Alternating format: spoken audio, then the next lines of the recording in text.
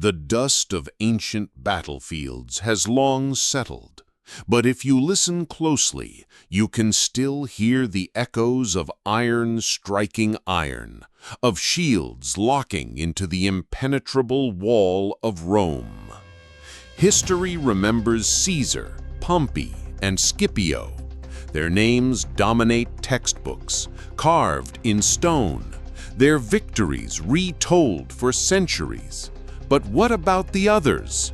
What about the generals whose very presence on the battlefield made enemies tremble, yet whose names were buried, forgotten, even deliberately erased by the hand of Rome itself? Imagine standing on the frontier of the empire, a chill wind rolling off the Alps.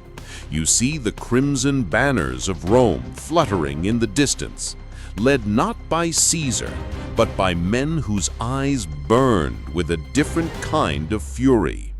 Men who didn't seek statues or poems, only conquest. Why were they forgotten? Who silenced their names?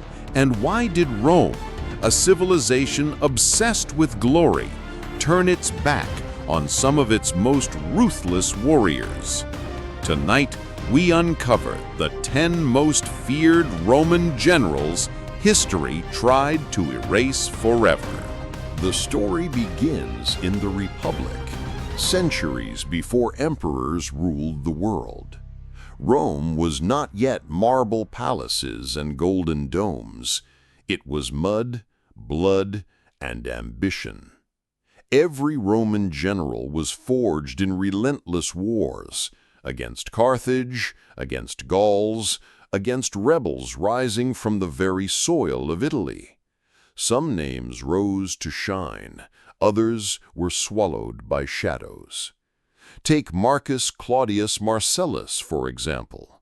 Known as the Sword of Rome, he was the man who stood against Hannibal when all of Italy trembled. At Clastidium, he personally cut down the Gallic king Verdomorus, lifting Rome's morale when defeat seemed inevitable. Yet his story is rarely told outside dusty manuscripts. Why? Because he did not fit the Senate's political narrative. Or consider Gaius Marius's shadow, his most ruthless lieutenant, Lucius Cornelius Cinna. While Marius is remembered as the man who reformed the legions, Cinna's campaigns of brutality during the Roman civil wars were so bloody that later historians softened his memory, trimming away the darker truths.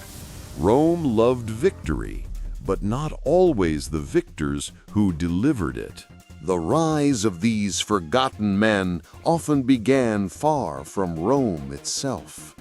Quintus Sertorius, for example, should be a household name.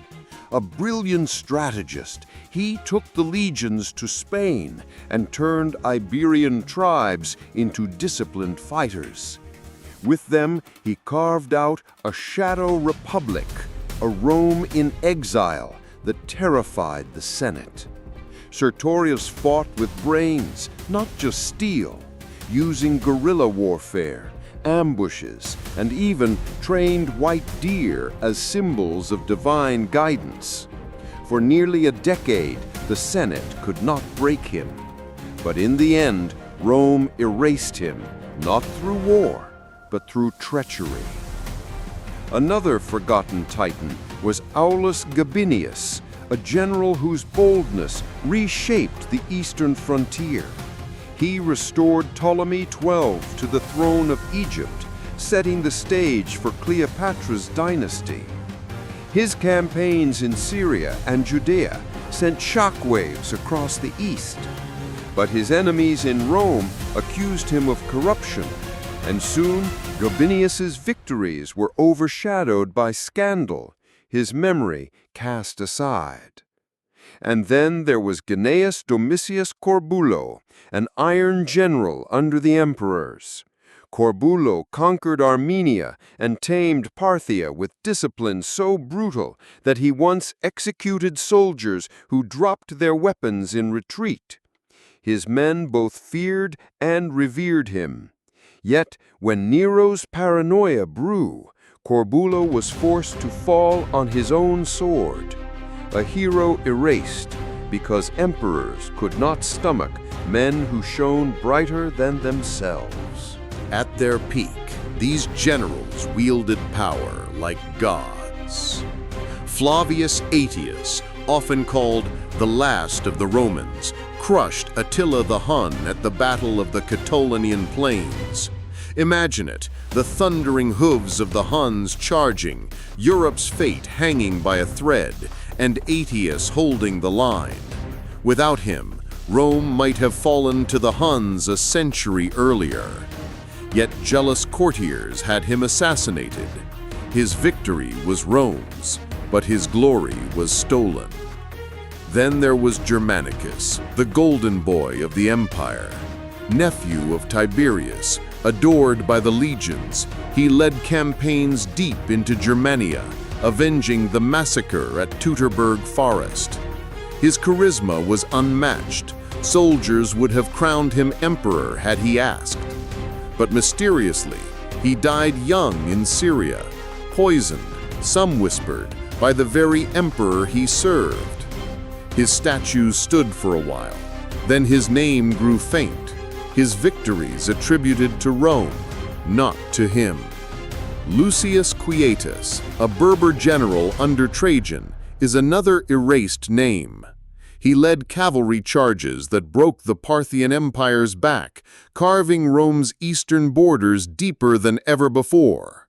But as a man of foreign origin who rose too high, he was quickly written out after Trajan's death.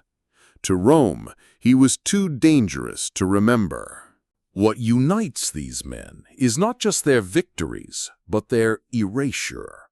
The Senate and emperors feared them. Roman historians, often writing under imperial pressure, glossed over their achievements. Statues were toppled, records thinned, names scraped from inscriptions. Some, like Sertorius, were too rebellious to celebrate. Others, like Corbulo and Aetius, died victims of political daggers sharper than any barbarian sword. And others, like Lucius Quietus, simply didn't fit the Roman ideal. Foreign blood, foreign ambition, erased to protect the illusion of Roman purity. By the time the empire crumbled, these names were barely whispers in the chronicles, yet their impact shaped the very edges of Rome's world.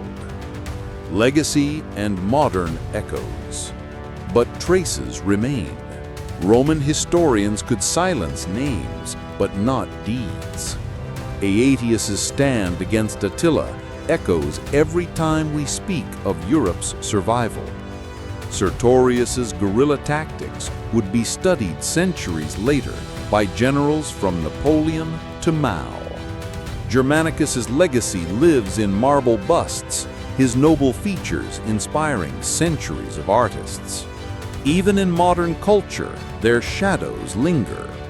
Corbulo's discipline is quoted in military academies. Germanicus appears in dramas and novels.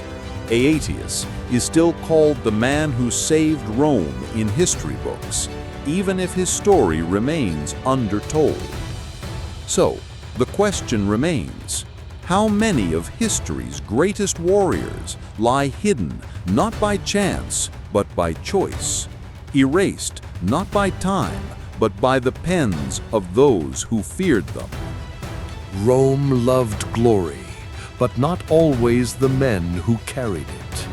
Some generals were too ruthless, too brilliant, or too foreign to be remembered. Yet without them, Rome's empire might have crumbled far earlier.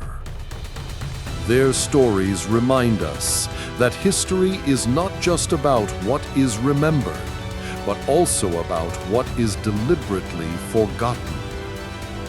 So, the next time you hear the names of Caesar or Scipio, remember too the shadows, Sertorius, Corbulo, Aetius, Germanicus, Quietus, the 10 most feared Roman generals history tried to erase forever. If you enjoyed uncovering the hidden warriors of Rome, make sure to like this video, share it with a friend who loves history, and subscribe for more forgotten stories of the past. Because sometimes the most powerful names are the ones history tried hardest to bury.